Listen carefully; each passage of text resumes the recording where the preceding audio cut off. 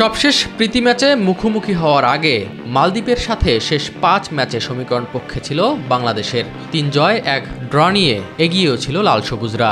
তার উপর গত ১ বছরেরও বেশি সময় ধরে আন্তর্জাতিক ফুটবলে ছিল না মালদ্বীপ। তাতে কি নিজেদের জাত নতুন করে চেনাতে ভোলেনি তারা। কিংস এরিনায় সুযোগ পেয়েই কাজে লাগায় দলটি। বিপরীতে রক্ষণে ভুল আর গোল মিসের মহড়ায় হেরে যায় বাংলাদেশ।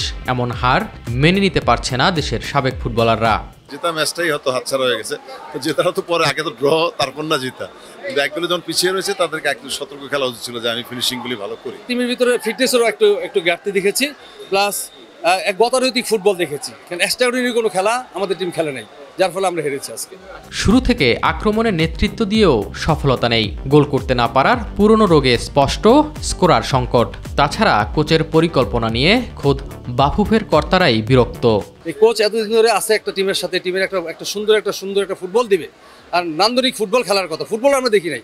যে পজিশন গেম যে পায়ে ফুটবল খেলা, কোন স্টাইলে ফুটবল খেলছে, এটা কি আমরা কি বিল্ড আপ ফুটবল খেলতেছি, নাকি কাউন্টার অ্যাটাক খেলবো, নাকি আমরা প্রেসিং ফুটবল খেলবো, কোনো কিছু কিন্তু পাইনি আমরা। বেশিরভাগ দেখা যাচ্ছে টিমের ফরওয়ার্ড লাইন সব বিদেশিরা থাকে, এখানে স্কোরিং যে ক্যাপাসিটিটা আছে, ফিনিশার এটাই নেই বাংলাদেশে।